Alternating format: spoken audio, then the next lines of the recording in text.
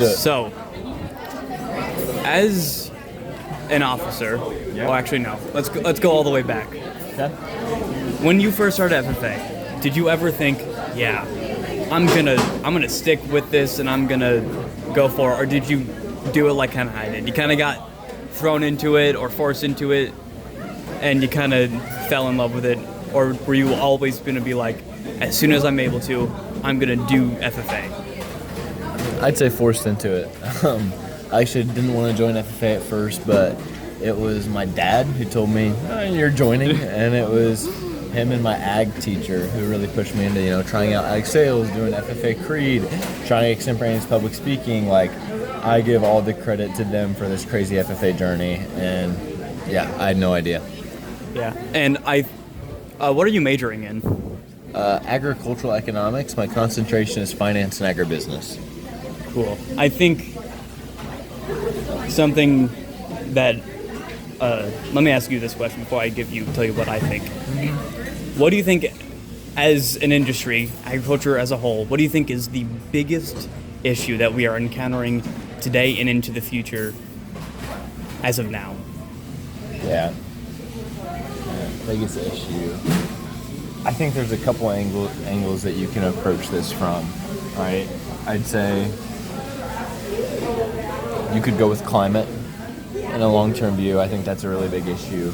I think you could go labor in the United States, not only with farm labor, H2A, but also an aging farmer and a population. But I think the biggest challenge facing agriculture continues to be consumer perception and how farmers and their consumers connect. Me personally, I think it's a mix of the last two. Yeah. All of them are important, like climate, of course, but I think that on the smallest scale that I think we as individuals, you as an officer, me as just a member, I think is, and what I support about ag teachers so much is that, What about walking talk? I don't know. Yeah. Out there. Yep. Is that the perception of what agriculture is in the mind of like someone who just starts out in it is so different from what it actually is. Like, I had no idea it was more than just like farming until I got taught that it was different. And sadly, not many people are interested in that. Yeah. Not many people are interested in teaching people that it's more than just farming. And I think, me personally, I think that's such one of my major goals, at least going into when I graduate high school, even though I'm just a sophomore. I want to educate people, at least in the smallest bit, either as just a member or as an officer, that there is so much more to FFA and ag than just like working in a field. Mm-hmm. Like, I kind of wrote my sister into it. She loves it now, but I was kind of like, oh no, you're doing this. Yeah. And she loves it, and she's going to go to Locust Trace with me next year. Good for her. And she likes it. I'm glad that I can, because she thought it the same way that I did. She thought it was just like, oh, it's just farming. And I was like, oh, wait, there's more. And she's really into how things go from farm to food, to table food. Yeah. So like she's like doing Locust Trace's food sciences program. Good. Yep. Which makes me very happy. And I think that we should have more, I guess, classes or schools, of things like that. Being able, I think what Locust Trace is super, super special, because it's a school dedicated to agriculture and everything and all of its facets. And I think that's really important. It's unique, and I mean, obviously Caroline has told me a lot about it, but that's a cool system to be able to grow up in and to be able to continue to develop in, for sure. Especially given it's in an urban area too. Yeah. 100%. And Caroline's, at least to me, if I could describe her in one word, or I guess one phrase, from everything that she's told me, everything that I've seen her talk about, in all of my, I guess, while of knowing her, she always talks about to make connections and always to take the shots just in case, or to be like, because you miss 100% of the shots that you don't take, right? And I guess that's what brings us to meeting you, because you said hi to me when I was walking to go deliver a little form to the administration office. I was like, wait a minute, who is that guy? He looks oddly familiar. And I was like, oh, and his thing said president. It said state president though. And I was like, his first name was Thad. That sounds oddly familiar. And I was like, I watched that guy get elected. Were you there? Yeah, That's I was wild. there. Okay, because you were waiting for Caroline. Caroline. Obviously. Yeah. Yep. And I was like, huh, I should go interview that guy. He probably has knowledge. You know, Yeah. but... Well, I think you're a lot more knowledgeable than you think you might be. Yeah, I always joke, or I forget who said it. There was some ancient Greek philosopher, but said like, you know, the wiser you become, the less you realize you know.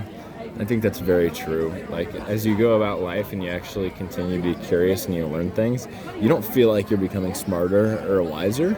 Maybe you do appreciate the skills you developed, but I think as you become good at things, you realize, oh wow, there are people who are really, really good at this. Like, you start to see just how much it takes, and that's kind of a blessing. Like, it humbles you and it makes you appreciate the people around you, for sure. Yeah, like just seeing people like you, seeing like all the national officers work. Like, I would love to be a national officer, and I think the one thing that I like need to work on, I guess, is just work ethic, because it takes a lot of dedication to it. Like, you're put in that position because they know that you can do it for a reason, and I think that's really, really important. Especially, I guess, I've never thought that the president was the most important role, because it's all of them are important, and all of them have their own importance. But I think being put as a president means a lot, not just in its duties, but as in its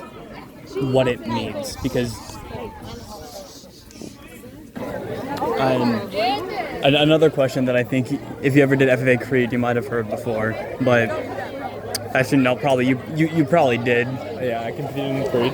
Never won state. I got like fourth, but awesome experience. But which paragraph of every single section means the most to you? For me, it's the fifth paragraph. I believe that American agriculture can and will hold true to the best traditions of our national life, and that I can exert an influence in my home and community which will stand solid for my part in an inspiring task. I think for me, it represents everything that we stand for as an organization, representing American agriculture, and then our personal responsibility and individual influence within that. Yeah. Mine is and forever will be the first paragraph, because to me, E.M. Tiffany wrote that as the first one for a reason. Yeah. I believe in the future of agriculture, even if it doesn't mean something, I guess, on a personal level. Oh, sorry. It means a lot of things to a lot of people, and that means something. Just the phrase "I believe" is such a big, I